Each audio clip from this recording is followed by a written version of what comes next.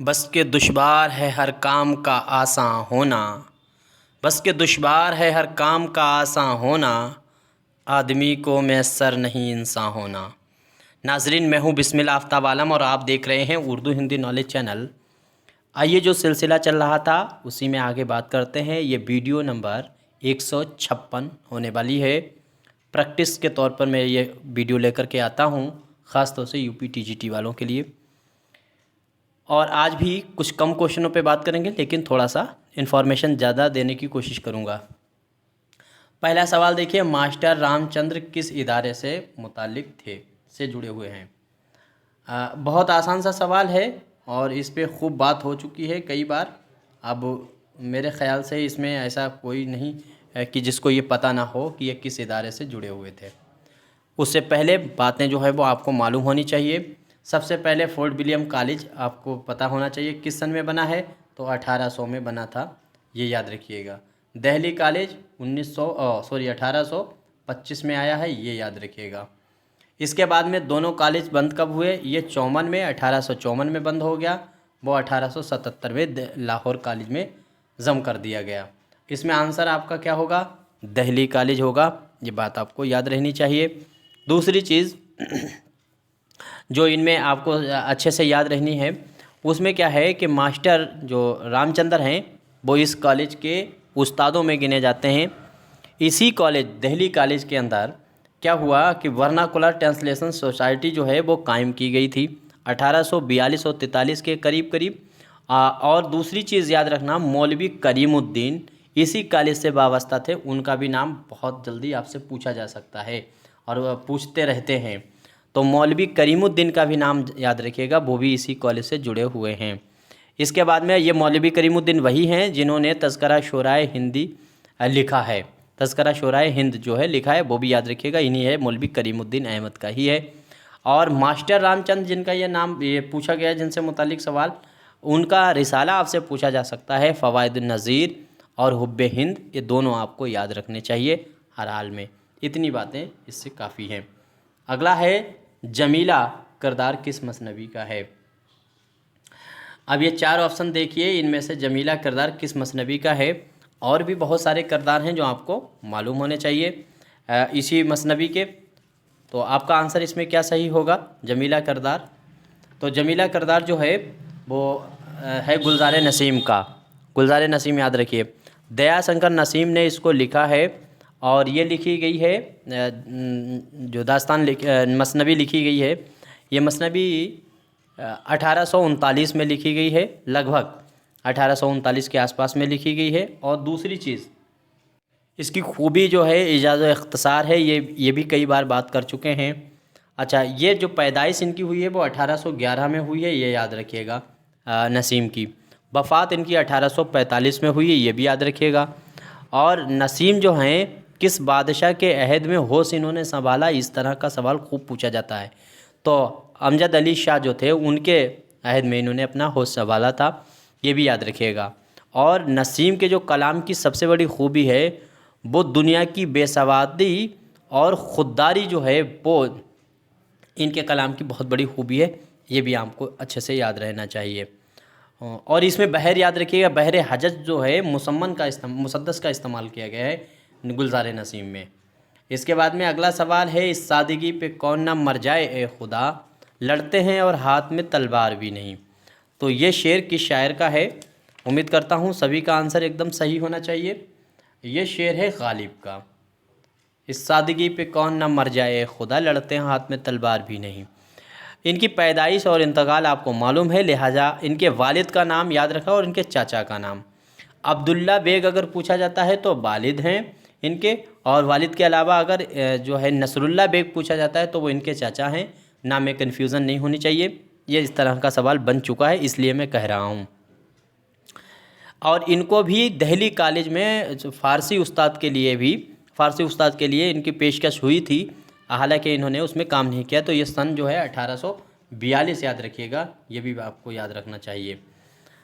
दूसरी चीज़ याद रखिए, गालिब को जो है कुमारबाजी, यही शराब वगैरह पीने के जुर्म में जेल की सज़ा सुनाई गई थी, वो 1847 में सुनाई गई थी, ये आपको याद रखना चाहिए। और एक चीज़ याद रखिए, गालिब जो है कोलकाता कब पहुँचे थे, कोलकाता का इन्होंने सफ़र किया था, ये आप सभी को मालूम है, पेंशन के लिए। लेकिन सवाल अगर ये पूछ ले कोलकाता पहुँचे कितने साल में और कितने दिन तक वहाँ पर रहे, तो ये पहुँचे तो 1828 में हैं और वहाँ पर रहे हैं 1 साल 2 महीने तक लगभग ये रहे हैं।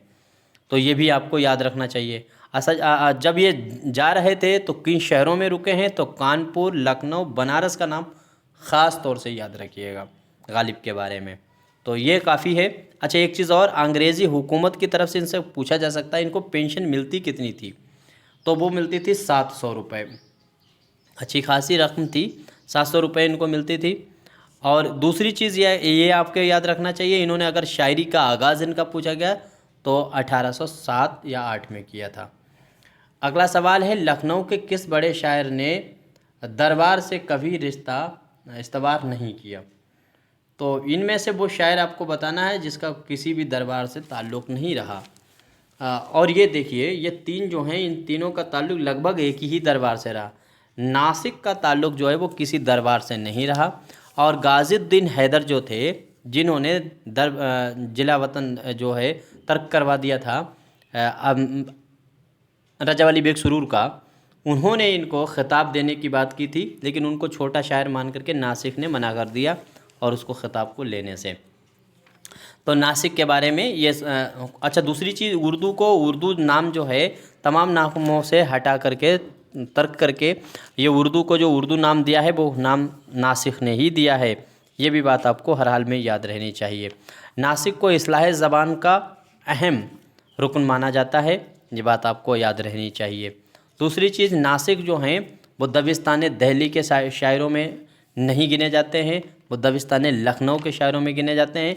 इसका सवाल पूछा गया कि दर्जा झेल में से कौन सा शायर दबिस्तान दिल्ली का नहीं है, तो नासिक दिल्ली के नहीं है, इनको दिल्ली में बिल्कुल भी मत लगा देना। अब इसके बाद में अगला सवाल देखिए, सवाल है नजमुद्दीन किसका नाम था? तो नजमुद्दीन आपको मालूम होगा किसका नाम था।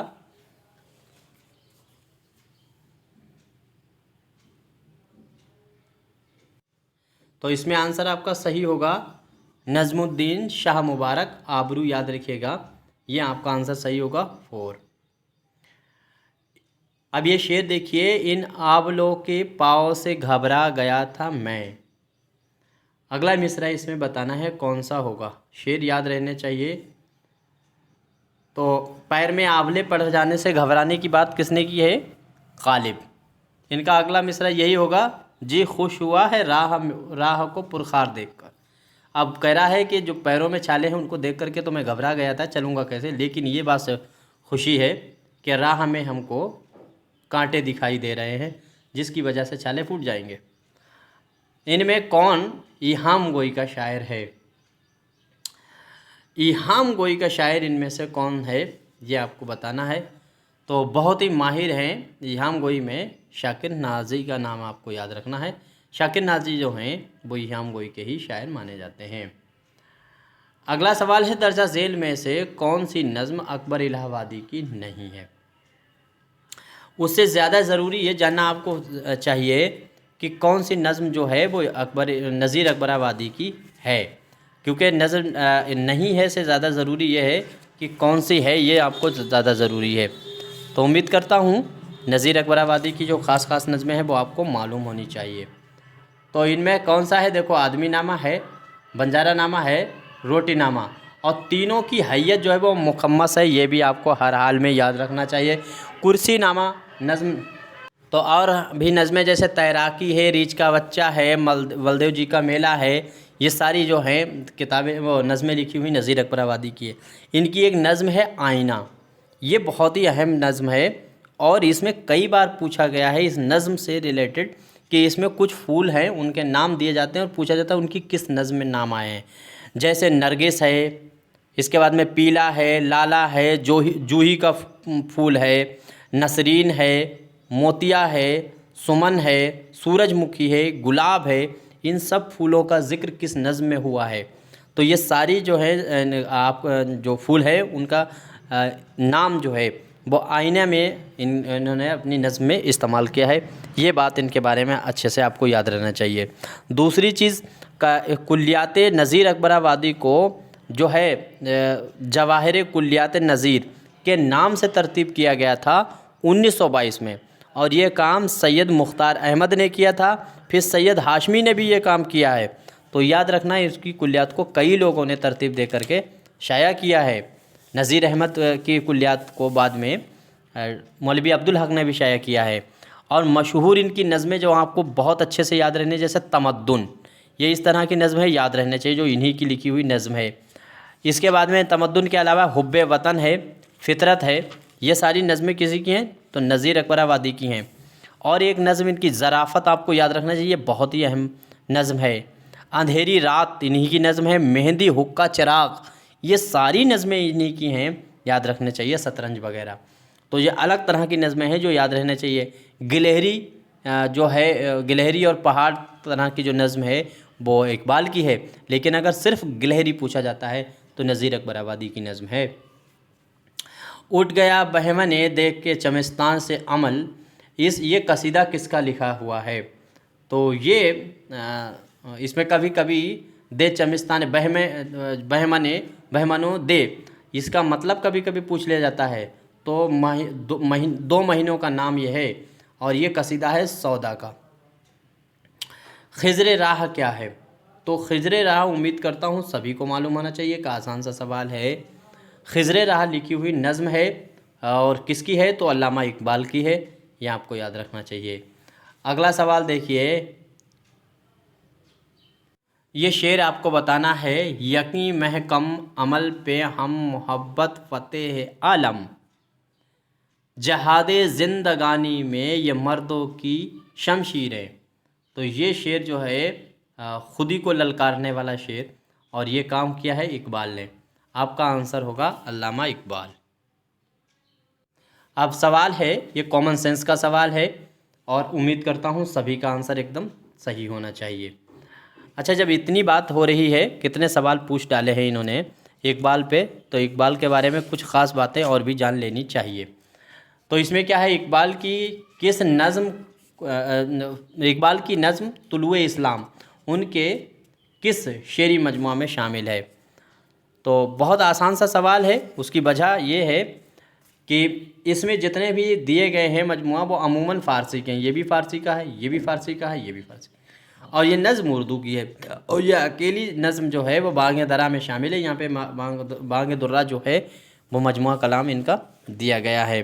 तो आसान था पहचानना। अब दूसरी चीज़, इनके पीएचडी का जो है मौजू क्या था? तो फ़लसफ़ा अज्म था, ये याद रखिएगा। पीएचडी का मौजू आपसे पूछा जा सकता है। इकबाल ने जो है बैरिस्टर की डिग्री आपसे पूछा जा सकता है, कई बार पूछा है, कब हासिल की, और ये यूरोप से वापस कब आए? तो डिग्री और यूरोप से वापस आने की सन जो है वो 1908 है। ठीक है, वहीं से इन्होंने डिग्री भी हासिल की है, तो ये याद रखिएगा। दूसरी चीज़, अफ़गानिस्तान का इन्होंने सफ़र किया था, कई बार इसको भी पूछा जा चुका है। वो किस सन में किया था और किन साथियों के साथ किया है? तो उसके लिए आपको याद रखना चाहिए सन किस सन में किया है, ये आपको याद रहना चाहिए। 1933 में इन्होंने ये सफ़र किया था। किसके साथ किया था? तो रास मसूद और साथ साथ में सैयद सुलेमान नदवी के साथ ये इन्होंने किया था। और 33 में एक और जोड़ दीजिए, 34 कर दीजिए, तो 1934 में अंजुमन हिमायत इस्लाम के इन्हें सदर भी मुंतखब किया गया है। ये 2 सन बहुत ही अहम हैं जो आपको हर हाल में याद रखने चाहिए। एक चीज़ और याद रखिए कि इकबाल ने खुदी की मुख्तसर तारीफ़ बताई क्या है। खुदी का बहुत ज़्यादा इनसे पूछा जाता है खुदी के बारे में। तो खुदी के बारे में एक महीन सा सवाल ये है कि खुदी की मुख्तसर तारीफ़ जो बताई है वो बताई क्या है इन्होंने? तो वो आपको याद रखना है, लफ्ज़ ऐसे याद रखना है, क्योंकि लफ्ज़ बदल करके पूछ लेते हैं।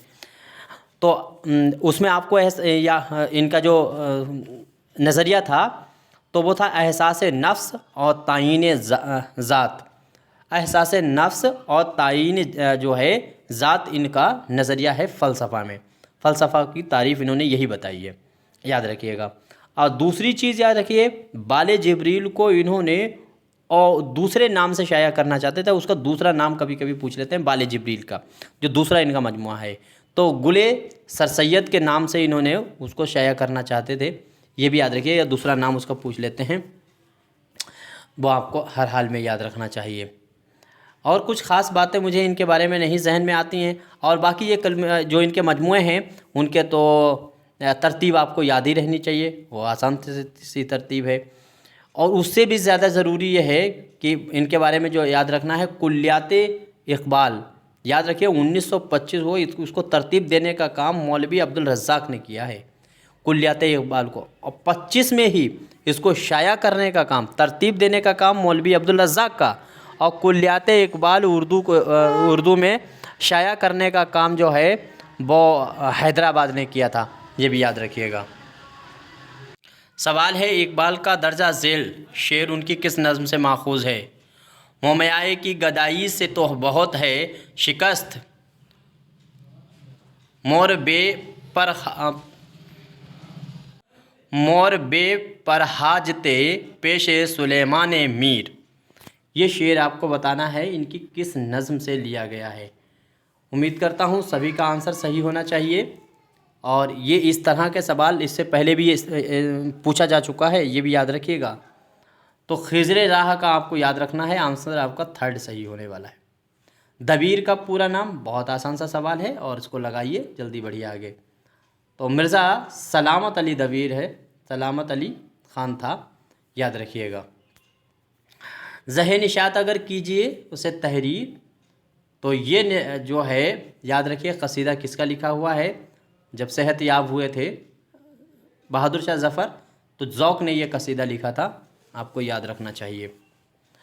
इसके बाद में मदह खैरुल मुरसलीन कसीदा जो है ये नातिया कसीदा है, और नातिया कसीदा के लिए उर्दू में अलग पहचान रखने वाले शायरों में गिने जाते हैं मोहसिन काकूरवी, ये भी याद रखिएगा। अच्छा, मोहसिन लाहौरी अगर नाम दे दिया जाए तो वो तखल्लुस था राजेंद्र सिंह बेदी का। आगे है जगत मोहन लाल रावण किस हैसियत से शोहरत रखते हैं? तो जगत मोहन लाल रावण इनका नाम आपको याद होगा, और हालांकि इनको डिटेल में अलग से मैं बात करूंगा, बहुत ही इम्पोर्टेंट है। इससे दो सवाल तो बनने ही बनना है, 1-2 सवाल तो ज़रूर बनेंगे जो ख़ास हैं, जैसे ये हैं फ़कर तौसबी हैं, तलक चंद महरूम हैं, इनकी बातें हम करेंगे डिटेल में। तो रुबाई जो है रुबाई के लिए मशहूर है। इसमें तो तरतीब लगानी है कि ज़मानी एतबार से कौन सा नावल किसके बाद लिखा गया। आसान सा सवाल है, देखिए ऊपर से देखते चले जाइए तो इनमें एक ही ऐसा नावल है वो सबसे पुराना है, बाकी आपको मालूम है। तो मैदान अमल जो ये देख लीजिए, मुंशी प्रेमचंद का, आपको मालूम है 1900 के बाद का है। दारा शिको ये भी 1900 बाद का है, क्योंकि लिखना है और काजी अब्दुल सत्तार है, उनकी पैदाइश ही 1900 के बाद हुई है। लंदन की एक रात आपको मालूम है ये भी 1900 के बाद ही लिखा गया है। एक ही बार में ट्रिक बता रहा हूँ। और लंदन की एक रात 1939 में सज्जाद जहीर का लिखा हुआ है। अब ये आपको मालूम होना चाहिए फ़िरदौस बारी, ये 1899 का नावल है। ये कब लिखा गया है? ये लिखा गया आया है उमराव जान अदा के साथ, और 1898 में पैदाइश जो है, तो 98 सर सैयद अहमद का इंतकाल हुआ था, मैंने 99 को गलत बता दिया था। तो इसमें आंसर आपका 4 होगा। पहले फ़िरदौस बारी, फिर मैदान अमल, क्योंकि मैदान अमल जो है वो 1923 के आसपास का है, और ये फिर लंदन की एक रात, और उसके बाद है दारा शिको। तो उम्मीद करता हूँ सभी का आंसर सही। करबल कथा किसकी तर्जुमा करदा किताब है? करबल कथा जो है रोज़तुश्शुहदा का तर्जुमा है, आपको याद रहना चाहिए। 10-12 इसमें मजलिसों का जिक्र किया गया है, इसके बारे में भी खूब डिटेल पे मैं बात कर चुका हूँ, पुरानी वीडियो देखिएगा, उनमें पता चलेगा। गुलजार नसीम की बुनियादी सिर्फ, तो ये भी आपको मालूम है, अभी इसकी खूबी मैंने बताई थी। और सभी का आंसर सही होना चाहिए। एजाज और इख्तसार है, ये आपको मालूम है। और फिर इसके बाद में सही ज़मानी एतबार से आपको तरतीब लगानी है। कई बार मैंने बात की है कि जो फैज़ अहमद फैज़ हैं उनको अच्छे से रट डालिए, उनके शेरी मजमूए, जोश के शेरी मजमूए, और साथ ही साथ में अख्तरुल ईमान के शेरी मजमूए तरतीब बार याद करो।